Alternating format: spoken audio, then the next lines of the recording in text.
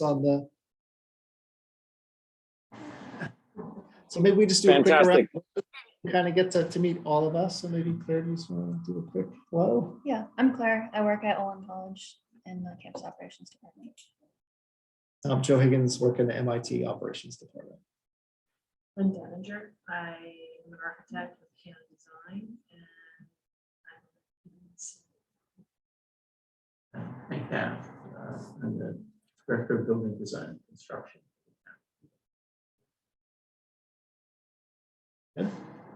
Ed Quinlan, Green Needham member. Matt, you want to do a quick intro?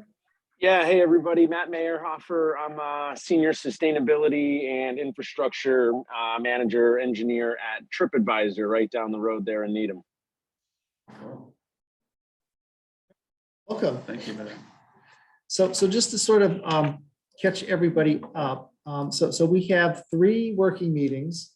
And I think our goal is to sort of prioritize what the top 5 or 6 items are that we want to bring forward to the town, as you read in our charge. So we had our first working meeting back in November, and we sort of, kind of came up, we researched a number of different towns. And we've also researched a number of sort of leading organizations and kind of what they were doing. So we all came to the meeting prepared with like, what has the most impact? What can we implement in a short period of time? And we kind of came up with this list of 26 sort of ideas or action areas, like real concrete steps that we can take. And then I think Hank mentioned that they all sort of seem to bucket themselves from 26 items into these larger items. So in order of priority, the first one was promoting knowledge and know-how outreach efforts. So there's a lot that people need to learn about electrification and other things they can do to reduce their emissions in the built environment. The second category that it sort of fit into was things around electrification for building owners. There were a couple of good topics in there and steps. The third was incentives to help people fund and finance, because it's going to be expensive to convert sort of these systems in buildings, whether it's commercial, business, or residential. Then there's this idea of adapting or adopting net zero standards for municipal buildings and all new construction in the town. That was another theme. Creating and preserving efficient, affordable housing. At the last meeting, we talked a little bit about, there's some affordable housing projects coming up in the next several years, and having a net zero standard or town financing and funding for that would be an amazing way to lead and set a great example. And then, what we do with our municipal buildings, we had 3 areas there. And then last was developing an emissions performance standard. And that was the last one. The very last one was then the building use energy disclosure policy, whereas large businesses, commercial, and even residential, if we wanted to, they would disclose emissions annually. And then the town over time would set performance standards and then have a reduction goal, and then penalties if you don't make that over a certain period of time. So I think when you look at the 26 are all the verbatims that we took from everybody, the things that really rose to the top were the first sort of 2 big categories. And those were the, promoting knowledge and know-how. So that includes, having a town sustainability coordinator or a publicity officer, the town being, very open on its website about success stories, et cetera. The second big sort of thing that was, big was, how we get homeowners and building owners, on the electrification path. And then, everything around financing, and then, municipal buildings sort of ranked 4th. And then I think the lower priority, where we got sort of a less chatter, was, really jumping into, sort of a building energy use disclosure ordinance. Like that was sort of a later kind of thing. So I think the homework for everyone was to look at those 26 action items. And say, of those, what are the 5 you would do in the very short term? So less than a year. Those with the highest impact, that are actionable, that are practical, that need them controls. And folks sort of, kind of put in their top 5 rankings there. And we did the same, intermediate and then sort of longer term. So what's highlighted here is, when we looked at across like everybody's sort of, what would we do within the first year? The ones that sort of rose to the top are highlighted there in red. So it was town sustainability coordinator, publicity officer, the town website, partnering with service providers to accelerate the adoption. So Green Needham, MAPC, local groups, utility companies, Mass Save, Mass CEC, and other partnerships that promote community solar programs. So that is really the partnerships that we can get, much more quicker action around. And then the other items that rose to the short implementation timeframe was, promoting the rebate programs that are out there today for electric space and water heating and the cooking appliances. Enacting incentives through zoning and permitting mechanisms also rose to the top. So this was, planning board having, purview over, exceptions for solar canopies or setbacks or something within codes that, incentivize people to move towards electrification or add rooftop solar, as well as businesses, et cetera. And then the new energy stretch code, I think that was one that rose to the top on everyone's radar, which is, when does that come out? This year? Yeah. Sometimes, so having the town move quickly on that, and or the special code, we said, we didn't make a determination as sort of a working group, but we said, adopting the new energy stretch code at a minimum, and then consideration for the special code for all new construction in the town. So those were the ones that sort of rose up to the immediate top. So the blue ones you can see, sort of all fell nicely into where people thought it's probably gonna take more than a year, but we should be really taking action within 5 years. And then the longer term ones that, kind of rose to the top was everything around, establishing building energy efficiency standards, whether it's the star rating system or having a building energy use disclosure reporting format. So that kind of was in the 5 or more year timeframe for everybody. So I think that's kind of where it was, just open to what folks' reactions, thoughts to that. Joe, are. how do the numbers that are in red, blue, and yellow, what do they mean? I mean, some of the numbers are the same. So the number of people that put that as one of their priorities. in the short term. Okay, Yeah, so the example would be, so Okay. n equals 6. So there were 6 of us that input on this. So every one of us that provided input said the number one thing is establish the sustainability got coordinator. it, okay. And the other one we had a 6 on, everyone said that, is the penalties for participating buildings not meeting performance, number 26, that got a 6 as well. And the rest, it was sort of, within, the time frame. But I think that the groups, so the grouping sort of happened quite naturally. Is it Mhm. short, medium, or longer term? There was no priority given to 1 through 5. No, well. There's no waiting. No, there was no waiting No on that. waiting, but we did them in order of our own priorities, the thoughts of priority, right? I did. Yeah. No, It was just choosing the you just said Top choose 5, so I chose 5. I didn't prioritize one as my number. Yeah, so it's which one got the most repeat business in everyone's top Okay, 5. got it. So like there was one person, like say number 19. So for the town to develop and implement a timeline to decarbonize municipal buildings, there was one person said we should do that within the first year.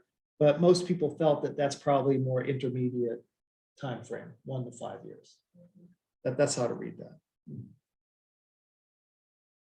Open to score it in other ways, but I think this was.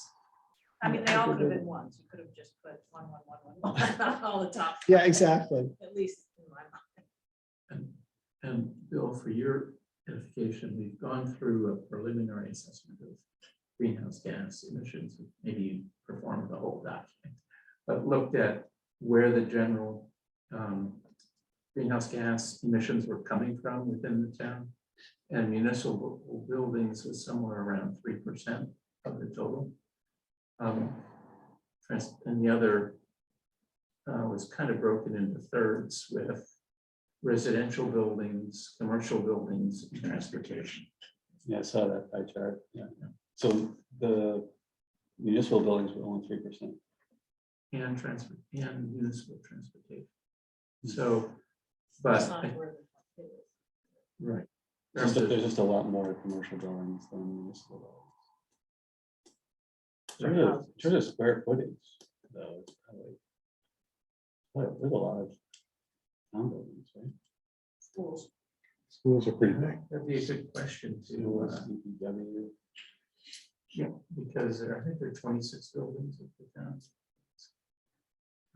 Some of them are pretty big. The biggest one is the high school. Yeah. Second But the second highest electrical user is the Charles River Pump Station. Charles River Pump Station? Pump station. Oh, is that right? So that's pumping 20%. Mhm. Is that getting electricity from the dump? Well, the power that comes from the RTS solar just goes into the grid. The town gets net metering benefit Okay, for that. And the only town building behind the net meter right now is the Sonita Williams School.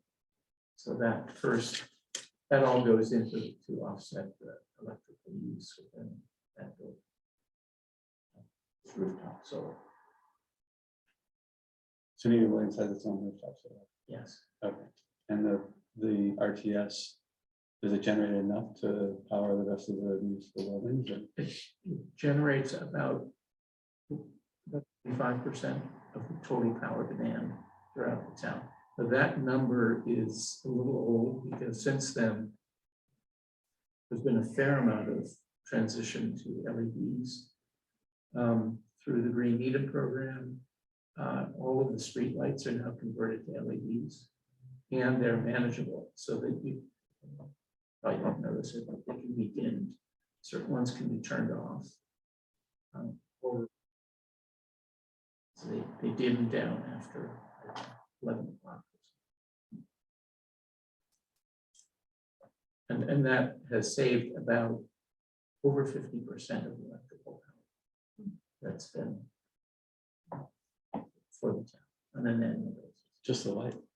Just the street lights. Wow. But it seems like the commercial buildings kind of could be split into two parts too, right? Like you've got the retail, small stuff, and then you've got the TripAdvisors and Yeah, Shark Ninja and NBC, and NBC probably takes a ton of energy. Some of those bigger commercial buildings are probably a different animal than the Sweet Basil restaurant, you know? Yeah, I mean, that level of detail, I don't know how we would get into that. And we get into the square footage use, but unless people voluntarily input that information, I'm not sure that it's publicly accessible. If we're trying to go for the low hanging fruit, the bigger buildings would probably be easier to have an impact, right? Yes, and I think Matt can speak to that for TripAdvisor, but well, some of the bigger users have already implemented systems. Mhm. And Matt, you've been doing that for TripAdvisor. Yeah, one of the things I was going to say in terms of the bigger users, I agree with it conceptually, right? If we can do one big building that's pulling, right? For example, let's use this hypothetical TripAdvisor building using 5,600 megawatt hours and a peak demand of 1.6 megs, right? If we can drastically reduce that, that will be the equivalent of what neighborhoods of residential. But on that note, let's think about like, where are your commercial buildings of that size? They're in newer locations or built maybe a little newer. So, our building itself, we were LEED Platinum. We have all sorts of energy conservation measures that were implemented in design. And I've taken it even further with, additional LED upgrades and timers and motion sensors across even more spaces and other systems like our fuel cell that's going in. So, I think there's definitely opportunity, and I guess when it comes to commercial buildings, how do we pick it apart? I don't know. I think you probably want to start looking at, the 80,000, 100,000 square foot, 20-year-old, anything that fits above that size and is over 15 or 10 or something, create like an annual, like what year would we consider the code at that time to be kind of a step or two too far away from where we're at now? Because again, I don't know, like outside of shutting off my building, I don't know that there's a lot more juice we're going to squeeze out of it outside of, again, this fuel that we're generating. But, and just to share, right, one of the things that limited us from adding solar to the roof after the fact was roof load, right? And just structural load in the building to do so. And then when you look at the cost to benefit ratio of building all the extra steel, shoring up some of the infrastructure in the building, like again, more structural, it makes it not viable. So yeah, I think it's interesting. I think if we looked at an age and we looked at a time in which it was built and over a certain square footage, that would be smart. But I'd have to suggest TripAdvisor 7 years old. So anything built in the last 10 years, 2012, 2015 and beyond, probably not worth even really looking at. But it's kind of, we did have this conversation. It's my last quick one. We did have this conversation the other day. I'd challenge any janitor to run their LEED Platinum building and I'd run their old building better just because we know how to run a building. I understand it more. So there could be brand new buildings that are wasting a ton of energy too, but that's where the retro commissioning piece would come in, right? And and I think that was on the list too. And I think that's a really important element. So definitely an interesting concept and an interesting idea on where do we draw that line. That's why 21 and 26 are almost a combo, right?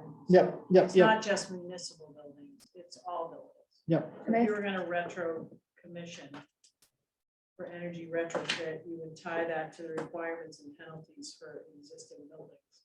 But if your building's more than 20 years old, you need to step it up. I think Berto says anything over 20,000 square feet, Yeah. you need to report.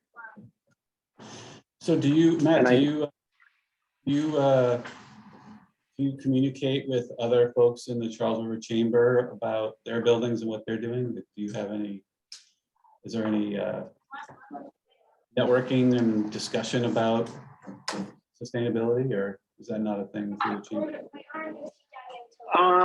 It's not a thing to the best of my knowledge within the chamber, and I wish I took more effort to reach out and have those conversations.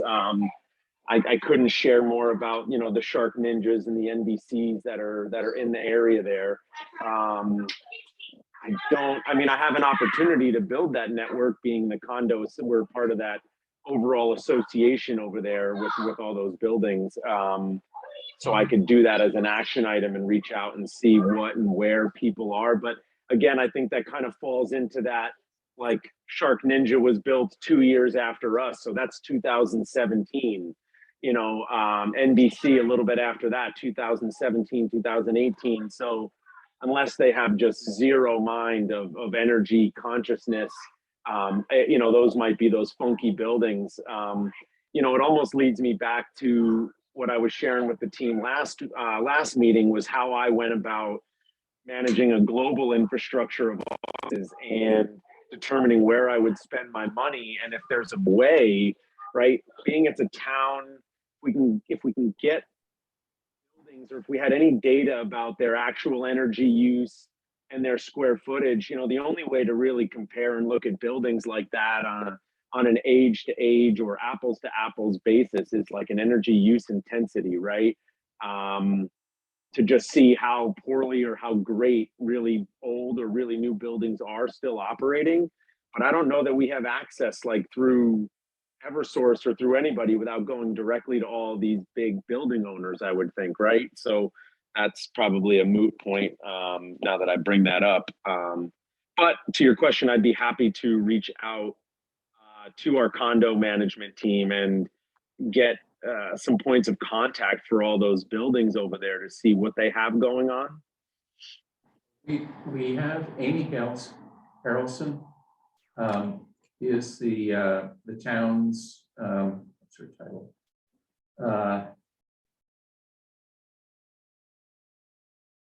Business Development Manager, currently working out of the town manager's office, previously working out of the planning board office. So she would have those networks. And I think as we roll this out, then I don't know, is Energy Star Portfolio Manager a vehicle by which people could do that type of evaluation? Does anyone use that?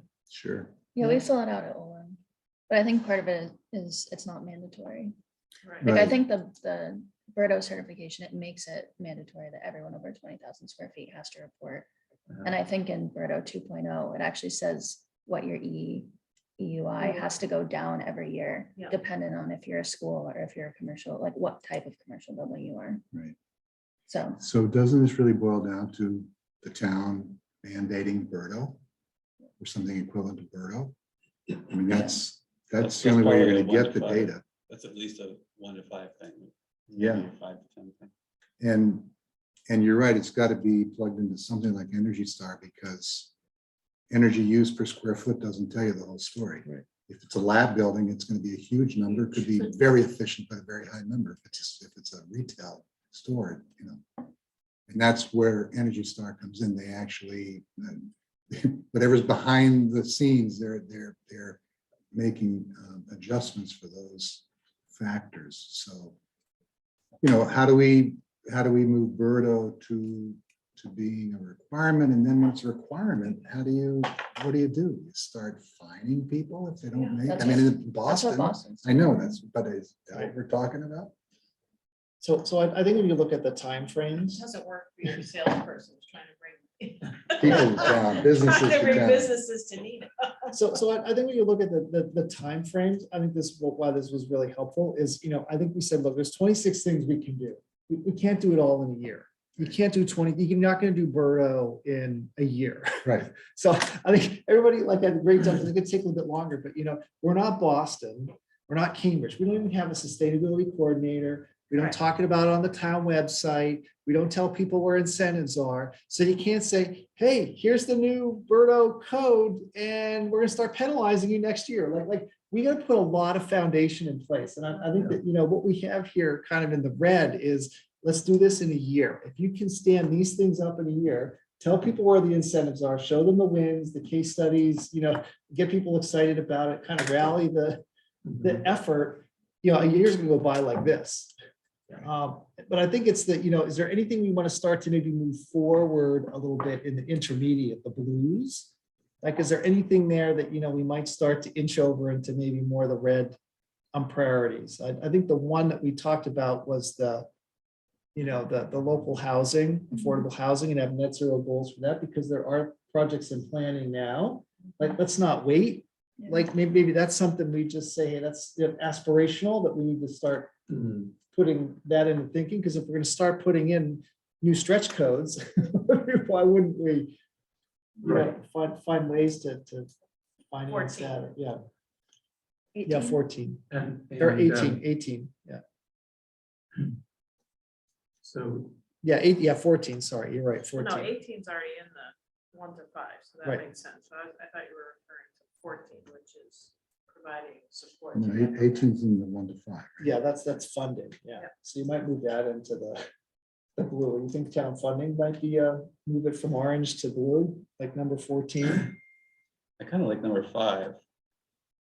So- I'd like to create a database as soon as possible with what are our targets, like come up with some rubric and say, these are the buildings that would be the most ideal candidates for biggest bang for the buck. you know? Well, my feeling, I agree with you, but I put that one in blue, in the blue category, the 1 to 10, because nothing's gonna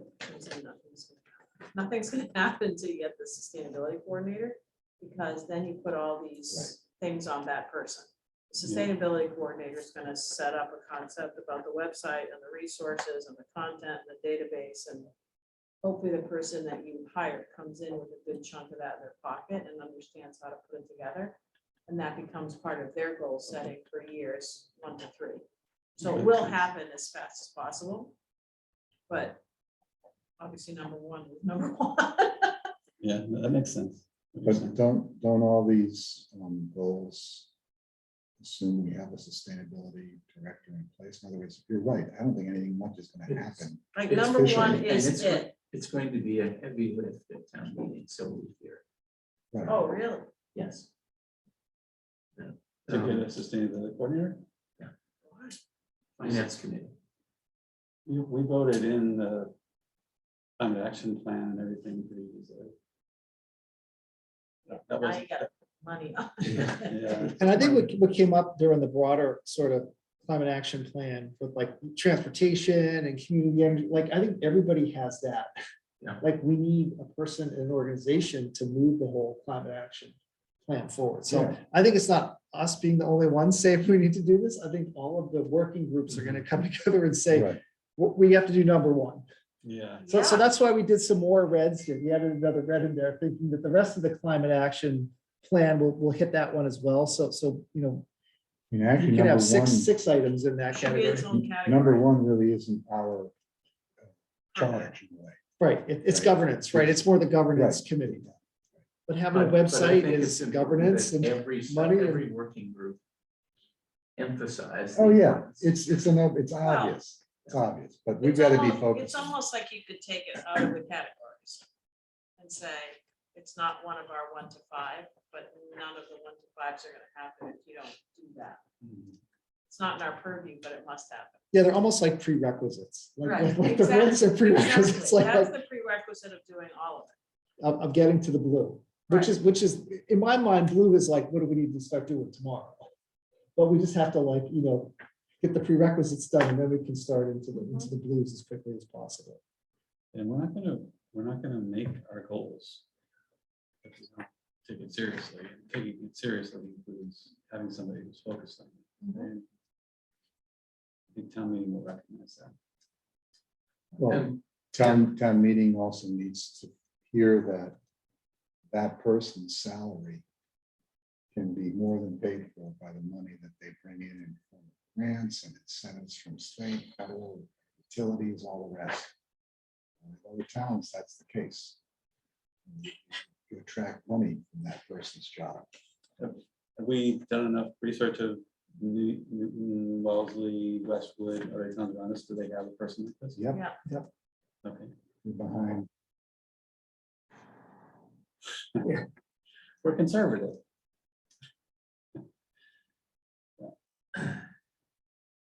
Right, so we have a couple meetings and we're supposed to be coming up with what our recommendations Yep, are. so we have one more meeting in Okay. January, right? And then we're done. Like, that's our charge. Okay. So our charge is identify the top 5 things. And then we have to start to populate this spreadsheet here. Let me see if I can find it.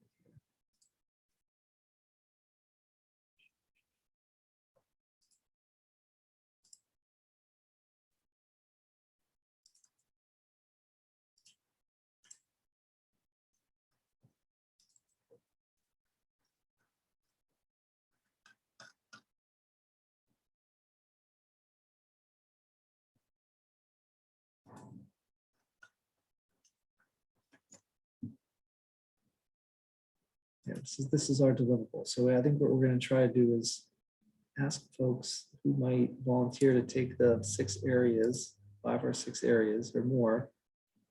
And, let's see, why doesn't it show up on We have to share. for the, what's the Google Doc?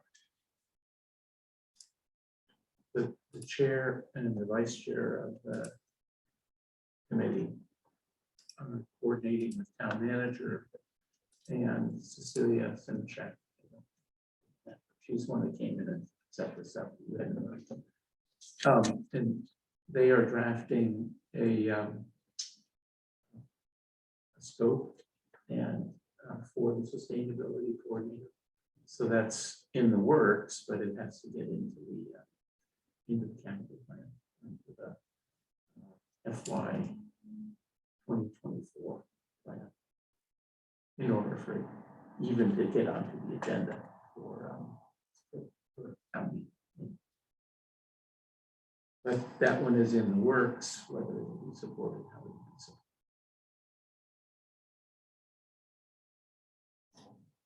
So this is the format that we have to take the recommendations and sort of elaborate on. So there's the, you know, we have to give it a name, and a subscription, key benefits, type of action, is it policy, personnel, protocol, et cetera, there's a whole like drop down menu here. Time frame to use. Scale of impact, in terms of emissions reduced. Expense, staff capital operations. Who would implement it? Planning board, operations, sustainability officer, key partners, performance indicators, feasibility, equity considerations. Who would the sustainability coordinator report to, town manager? I think That's the a idea. question. Different towns do it differently. And then the immediate next steps. So we started tomorrow, what's the first thing we would do?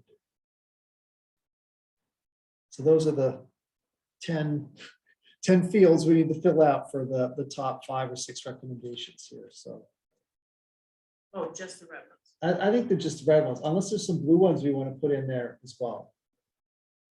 I think I agree with Lynn that some of the blue ones would fit on the website or be part of the sustainability coordinator.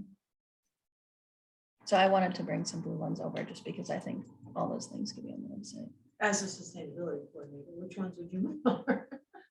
I move like the database, content for education, promoting rebates, incentivizing whole house upgrades. The numbers then? I'm thinking about number 4, 5, 6, 7.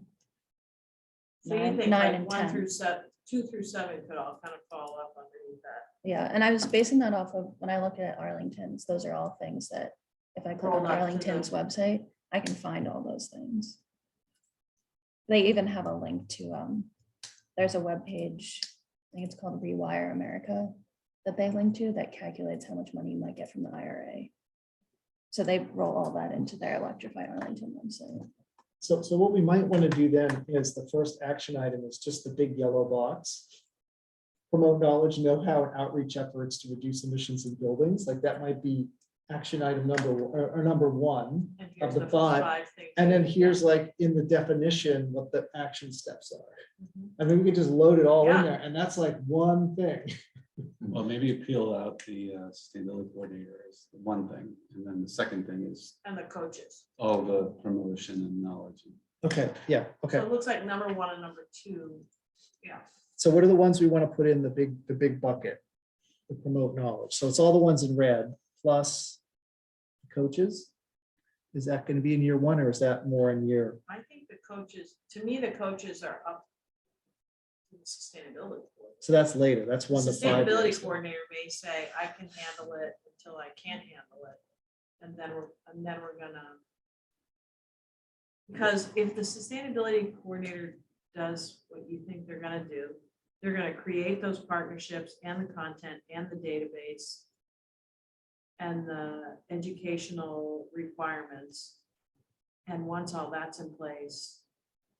Then they're gonna decide if you need an energy coach, Are right? you an energy coach? Yeah. for Green Native. What That's the Arlington idea, does is they pulling use a people Bodie or a Bode to train the volunteer energy coaches. And that those energy coaches seem like they tangentially report to the sustainability manager. Right, that's what I'm saying. So the Yeah. sustainability coordinator is gonna put all this together and then say, based on the need in this town, we need 10 coaches. And then figure out how to get the coaches up and running. And those are volunteers? They were in Arlington. Yeah. And is that for mostly residential stuff or in commercial as well? Their website had sections for all those different ones. So it's like you could fill out, you go on and you could figure out, oh my gosh, fill out a Google form. And I think you just put down, I'm a homeowner, I'm a renter, I'm a commercial building. And then the sustainability coordinator would And assign. Then they send you like An an energy energy coach. coach, Yeah, that's a volunteer that's trained by this energy management company. Above- If it's commercial, they would probably work through utility companies, because the utility companies provide consulting engineers to do those services. It's really much more complicated Yeah. on the commercial side of things. Right. You wouldn't have volunteer. Having done that for 30 years. Yeah, and they have different drop downs for each category. of like whether you're a homeowner or renter. Okay, so the first, of the 5 items, then, the first one is gonna include this, let's say it's this, right? That's the description. Right, and then what are the items we're gonna put in that? You can pull Sustainability out the coordinator. sustainability Three. coordinator to a separate thing. Yes, I think that has to come out. Yeah, it's not really our, 1 and 2 are both not in the purview. Not yet, so that's gonna be later, right? Right. So the first item, 3 is the Three. first item in that the town website. one. Create the website, Yep. create education content, create the database. Create a partnership listing of service providers that can help us get there. And provide educational content for the town. That's all falls into that. Is coordinating with the chamber, the Charles River Chamber, is that like buried in these other things, or is that its own thing? To me, that's a part. Let's put them in there. 9 goes in that same group, right? Yeah, I'd even say Yes, 9, not- 10, and 11. 9, Yeah. 10, 11. 'Cause those are all partially about education. So that goes as part of this one here, Yeah. 9, 10. 10, 11. Okay, so that's all part of this first one. Right. So that's the first recommendation, okay. So then what's the second one that we're looking at? Next one's about, Number 13, I was gonna say the same thing. So stretch that's coded. its own, yeah. that's its own thing, so let's That's call that huge. one Brad. That's a big deal. This is number 1. Should we talk about whether we'd recommend the stretch code or the opt-in? The higher level, Say again, because there's 2 levels. There's Yeah. the stretch code and then there's the municipal opt-in. right. You mean which? Which one should we one? recommend? Yeah. Um,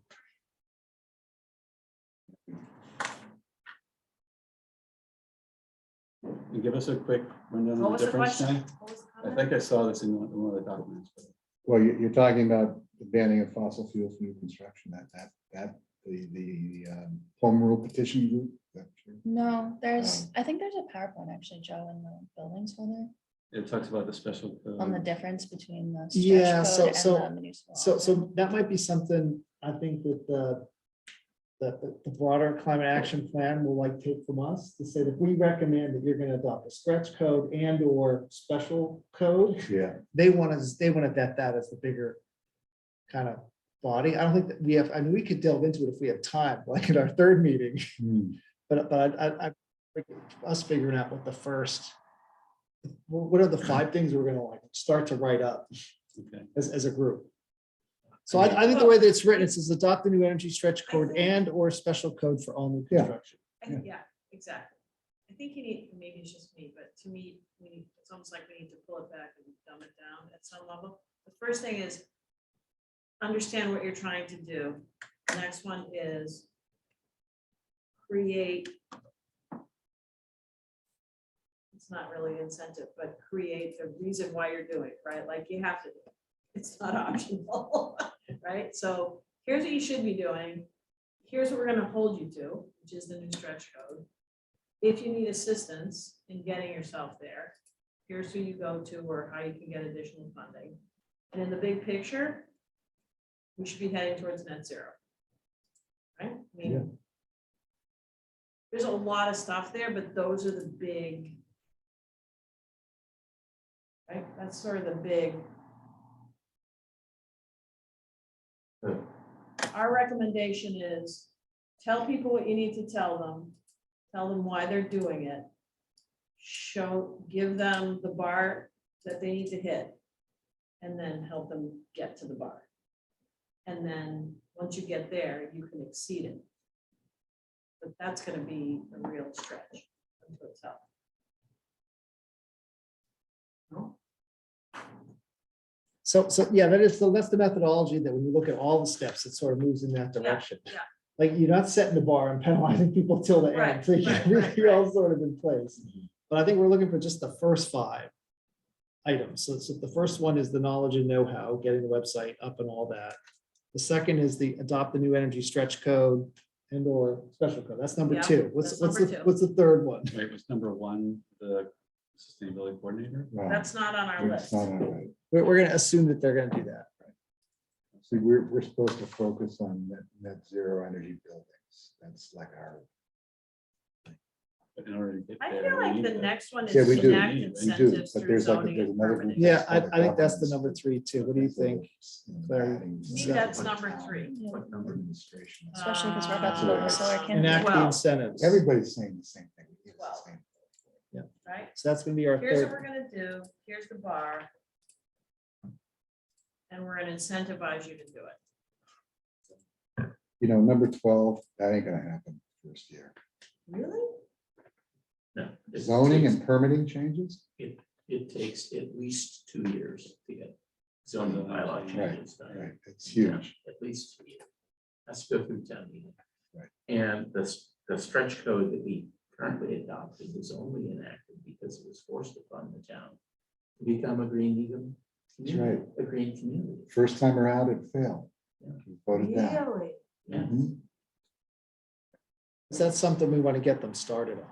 Because I think this group felt pretty strongly that we really need to get going on that. Place two than when that was voted down originally. Yeah, yeah, we are. Definitely. So I don't know what the total number of rebuilds are in Needham. I think there have been probably 100 to 200 tear downs, total rebuilds over the last each year, Just under 100 a year. just under.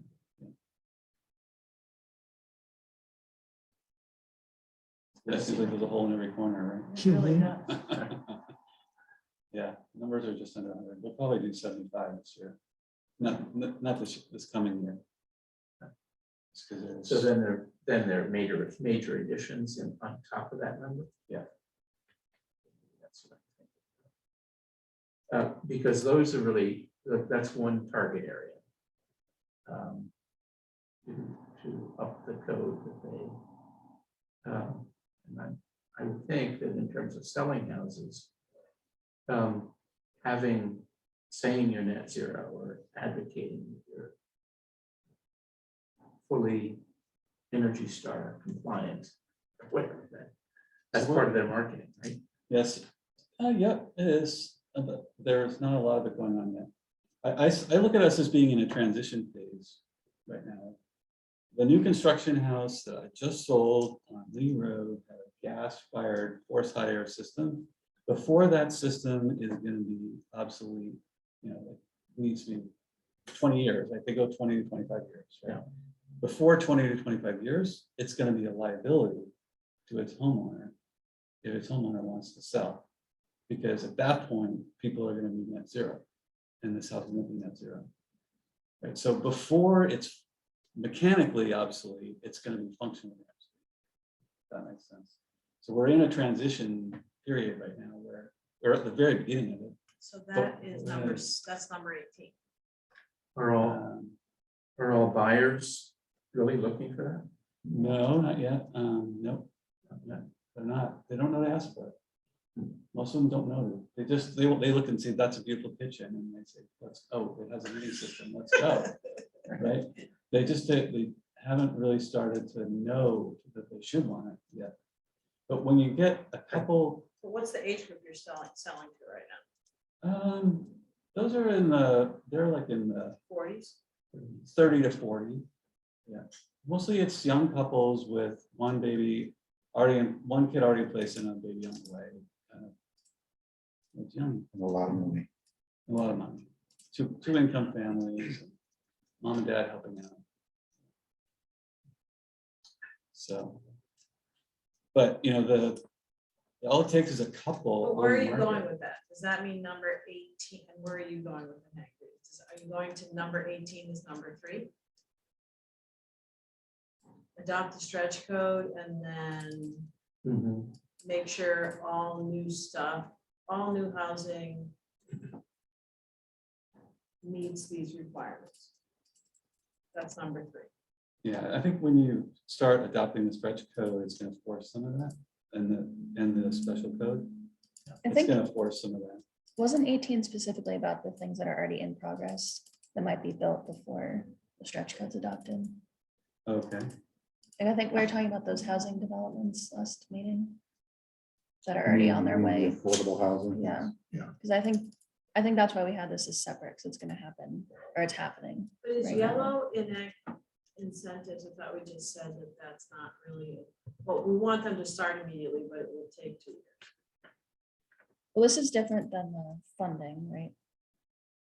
This is like if the mechanical engineers right now are designing it, do we change what their design is? Right, yeah, number 18, if Reg Foster were here, Yeah, he He would be would advocating. advocate for that. And then also, when it comes to town meeting, it would be, I think that some of this could be fundable, both through the IRA, but also through the community preservation, and CPC funding.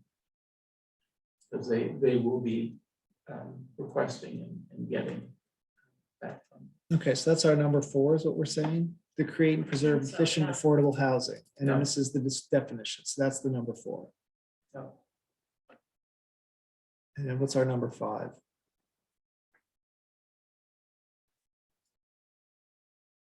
we looped all those first ones into Yeah. number 1. Yeah. So question on that one, when is the database? Is that something to do as part of looping that in the number 1 or no? it's a communication. That says to me strategy, that right? the next one is 16.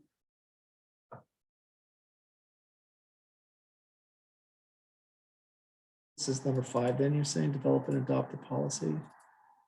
that's kind sort of, Number 13. 16 is kind of vague. I mean, isn't that part of the building code? Is that gonna be under Yeah. 13? I I think it would would be think under so. 13. All right, let's put this in, this is being. It would be good if the building department, as part of the permitting process, Okay, so does had that some mean, sort of a thing for the builder. here's what's expected of you and me? You know what, it's not even, until we get there, it's not a rule yet, but it's like. It's a You form, could get it's through zoning it's faster. a thing if you do fill out, like, this. are you doing this and this and this and this? you Number know? 22, I think Joe wants to be in there too. And do you know that you can get this and this and this, and you should be doing this? and Like the this and this? database Like, might be a sort of tool an that information the piece sustainability that manager goes needs. to the So should we just builder, include it? he has to sign off on as part of his permit application. So the stretch code, the developer thing, and the thresholds for energy emissions should all be in the same chunk. 22. So 22 is in the same chunk as this one here, the adopt the new energy stretch code. Yeah. So what's in the same chunk, number 2 is adopt net zero standards. It could be a new stretch code, it could be a new policy, or it could be thresholds. Creating the thresholds. Yeah. And that's the EUI thing, which could come out of these partner conversations and expectations of the developer that no, no house, no commercial space, no dental office is gonna be it's gonna be Yeah. 20% better than XYE, ABC EUI, right? Well, Dave Roach will enforce the code, whatever the code is. If the town is going to up that requirement, then I don't think it can. I'm not sure it can without. Right. He can't go above and beyond what's required by the state. Okay. Right. All right, so we have the enabling package is number 1. 2 is everything around standards for buildings, whether it's stretch code, LEED, Right. thresholds for Energy Star, et cetera. That's a whole package of what are the new thresholds for everything. And the third one is begin the work to enact the incentives through zoning. Right, that's the solar canopies, Right. setbacks, et cetera, et cetera. So begin that work. That's 1, 2, 3. And roll it out to the developers and say, this is the expectation. We had discussions about, maybe This is last number- time this is around, number 2. about, the town adopting net zero energy or net zero energy ready for all future town buildings. That's something Green Edenson trying to work with PBC, the PBC is saying that's, the select board has to tell us to do that. So we need to advocate Yes. that the select board tells the PBC that all future building design should be either net zero or net zero ready. And that could be immediate. And so right now, Natasha brought in, we did a whole presentation on net zero. And the Oh, that was consensus beautiful around the said. table was, isn't that great? You can't insist on this until we get a mandate, because also there's funding that needs to come associated with that. So to date, when we design the buildings, we design them to the existing building code. We don't go Above and beyond. above and beyond those. Can we, I love everything. I'm super quiet here and just kind of listening. It sounds like a lot of really interesting stuff. I think the biggest thing I would suggest when it comes to like all this code stuff though, is we have to advocate for performance, right? Like we could design the box to be fully insulated, but if they run the heat in the summer, that's not good, right? So like we need to also add that next level of like performance-based verification. We can incentivize you to do it this way, but if you don't operate it the way you designed it, like that's just as bad. You might as well just give everybody operable windows and let them open it up, right? Is there a way we can advocate for performance-based incentive? Commissioning. Every building over X amount No, has it to goes commission beyond their that. building every 5 years. No, It's like 24, 25, and 26. it goes on to reporting. So it means you gotta. Oh, you need another Well, that's the project- you need disclosure another project policy. management That's the director. whole, Right. like, when you get into the disclosure policy, but that's something we're saying is further down the road. Right, but also, you've got to put on sub-meters. For mechanical, you've got to put sub-meters for your plug points, you got to put sub-meters in for your lighting, if you're gonna track all the different components within the building. But when you have the disclosure ordinance, they don't care about that. They're like, how much gas did you use? How much electricity did you use? Here's the bill. They don't care what your sub-meter was. They're just like- But those things are required if you want to go for LEED certification at different levels. You got to do all that sub-metering stuff. Yes, for that. So that's another Performance question. standard, Should the town endeavor to all future buildings be at least LEED silver or something? LEED silver is not nothing. It should be higher than that. It should be LEED gold. Yeah. Right? Platinum. super. Didn't we say that achievable. the town buildings were not really a big part of our problem here? That's right. We did, but this is LEED by example. So we're calling it adopt net zero standard for municipal buildings and all new construction in town. So it's everybody. It's the municipal buildings and any new commercial or development. For commercial. owners to do anything beyond what's required by. I also think that We would, can browbeat them, but Right. we're not allowed, we can't. What about the, let's just take the Muzzy Ford site. They're going for LEED gold. Right. They've already, at least in all of their public commentary, they said they're going to LEED gold. Difficulty they're running into is that half the building is lab space and the other half is office space. Right. Easier to achieve it in the office space than in the lab space. And LEED Sure, gold you would have be the same. necessary. So, Is LEED gold and necessary? certainly and not- IT. Yeah, but we don't have any issues with hitting gold. For that buildings, it's easy. We have a LEED platinum clean room. I mean, it's a whole building, it's a clean room. I mean, it's not hard. I mean, we could set the aspirations. Let's Yes. take a Yeah. shot at writing But up. I you're think we're also- saying we have right. standards I guess for the new reason- construction. The and- aspiration is different, is that this is a tenant fit out building that they're gonna rent, although that should be easy too, and yours is more institutional, doing the right thing, which is.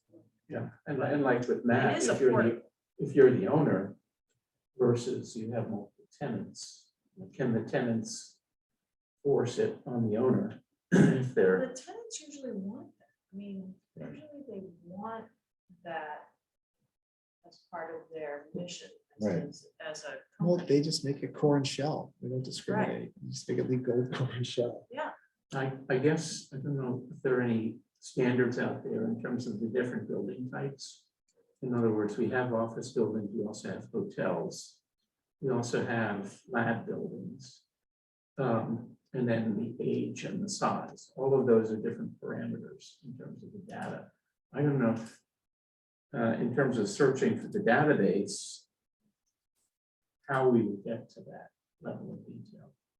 I'm pretty sure in Berto, it breaks up what you have to do based on what Right. type you are. Does. Yeah. But that's, so that's really one way to get the enforcement. And the reason I brought up Muzzy Ford site is because we have we can't enforce commercial building owners to do anything other than the building code unless they need our permission to build the thing in the first place. Well, you make it contingent to get your building permit. Right, like they need a special permit to do what Right, they're but doing. then it so- goes back to the business development for the town. You're not incentivizing people to move to Needham if you're gonna then say the hurdle to build here is more than in any other town. I think that the larger companies coming in are gonna do it because it's part of their marketing. Right, mission. their mission, right? And Bullfinch is doing that. But then the children's hospital is gonna be the next big one. And that's gonna be difficult. Okay, so we have 15 minutes and then they're gonna ask us to leave the room. So we have 4. So what's the 5th one that we want to, if we want to pick 5? So, do we want to really talk about the municipal buildings for the town? Why And, not package all 3 of those together and say we just want to put together a package plan? which three? Lead by example on existing municipal building performance. For 19, And which 1, 2, or 3 of those together?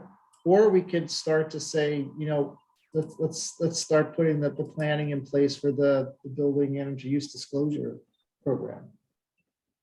Do we want to signal that? I think advocating for doing the right thing in town buildings is an easier thing to get done in a year than with the whole burden.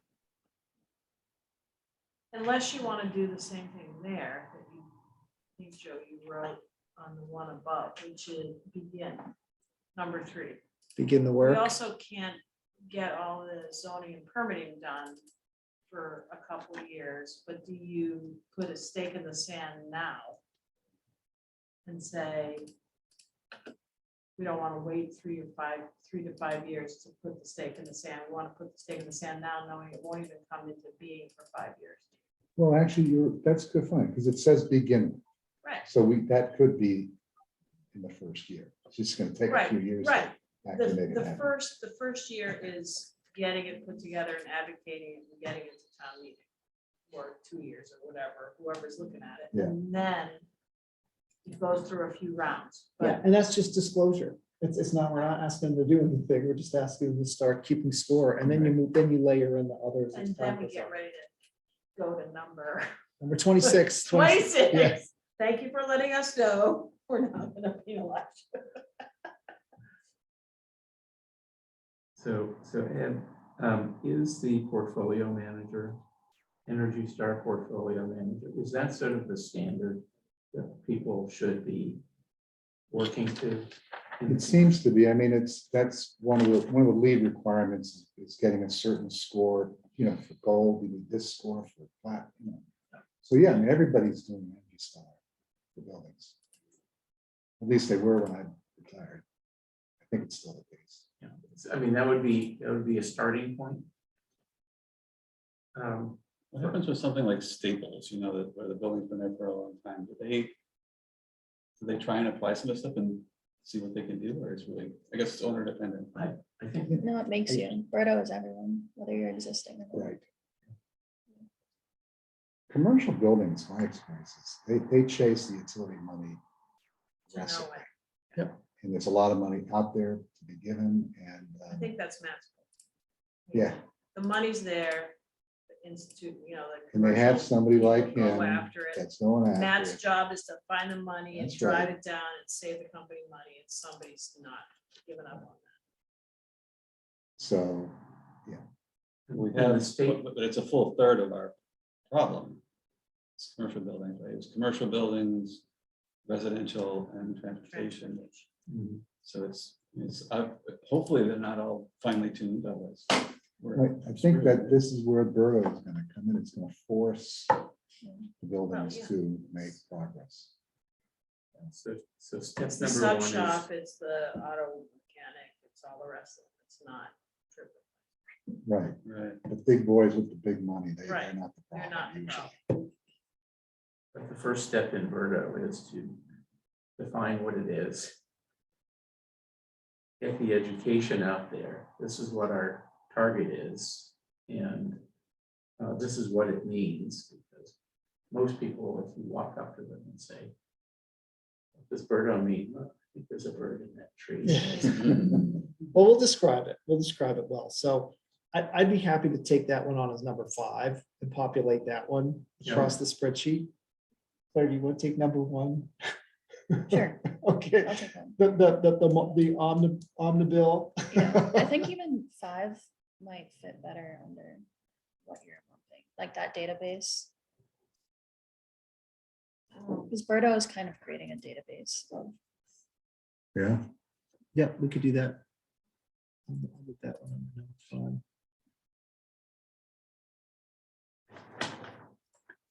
Okay, and I'll repackage this so it's a clean 1, 2, 3, 4, 5. Here's what we talked about. So if you got one, I'll do the Berto. Who wants to do this? Building standards, which is packaging all these things together. which ones, which? It's going to be To 2, stretch 2, code and everything else. this, and this. Packaging that into something. Yeah, I can do that. What is it that we're gonna be doing, Joe? I'll write it. So I'm gonna take this mess. Yeah. And I'll send something around. So here's 1, 2, 3, 4, 5 in simple words. You have And to then, fill and you out have to that chart. populate the All right. spreadsheet. Grab those items and turn it into an intelligent sentence or. Yeah, I'll do that. I'll Two turn it into an sentences. intelligent sentence that gives us the, whatever the title is here. Oh, let me share my screen with the other thing. Stop sharing that. Now, do we have to hit column 2 and 3? This thing. So I'll send this around with the, No, I think he's included a lot of the things. yeah, the action. not at this time. And then you have to help with the Okay. description. Key benefits, as much as you can populate across there. All right, so Ed's gonna do the green. Can you do one, whatever you're gonna do it as an example and put Yes. it on there and I'll do that. that'll help Okay, me get a sense of Okay. exactly what. I'll do that. So we Okay, got, so we back have to 2 the more, other so we have 2 more. That's still on the phone. What's the other one? Affordable housing and what's 5? Threshold. Yeah. let me get back to that. I think one was the begin the work for the, the housing. So this is number 4, create and preserve efficient, affordable housing. I'll work with Right. Reg Foster. I was gonna say, I think that one goes to Reg. He's not here. Right, we nominate Reg. So that we just need with 5, right? 5. I think it's 3, begin work to enact incentives through zoning permitting mechanisms. Okay. That's number 3. Okay, so you get number 3.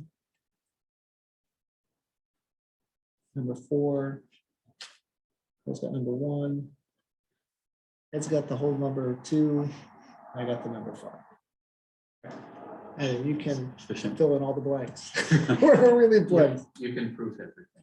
I'll do a little. Okay. editing. So I should also report that I did forward to Reg it was an MAPC grant that I think he's going to go after for looking at geothermal for the phasing of the housing. Yeah. And he was advocating that it be joint with the schools, thinking that some of the wells would go into the adjacent field. I don't think we can pull the town into that equation without approval from the school committee, probably from at least school committee, maybe select board.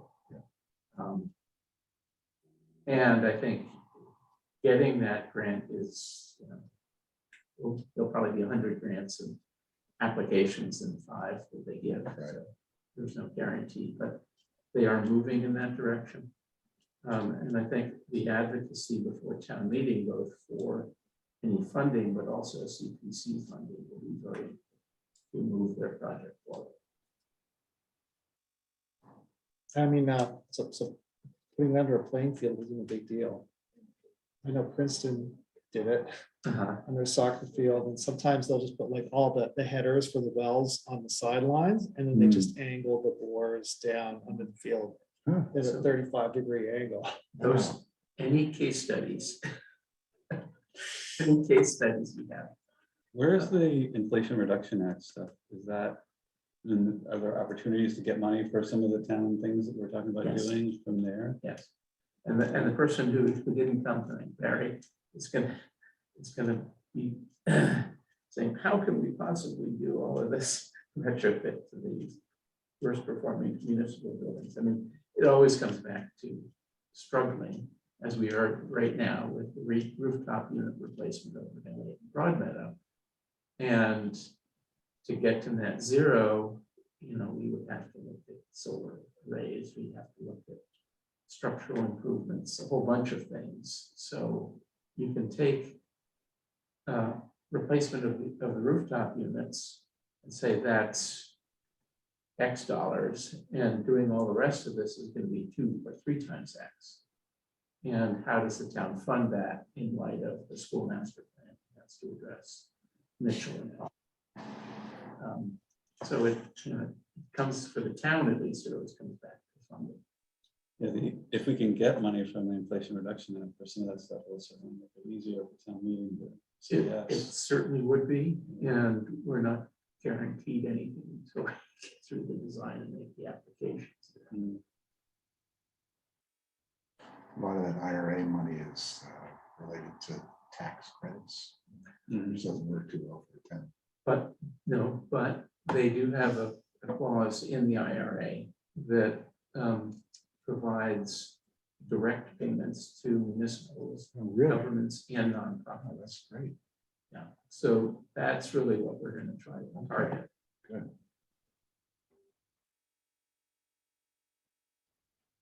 And geothermal is, if you layer on apprenticeships and prevailing wage, I think you can go from 25 up to 35, even 40% direct payment. So Olin would benefit from that as well. I don't know if you guys pay prevailing wage when you advertise. But No, we, it actually ended up being better financially for us to do the PPA and not take the direct payout. Ah. But a lot of that's because Olin doesn't have the capital, even if you get 40%. And that's what's happening on the solar going consort. They'll negotiate the price with the PPA.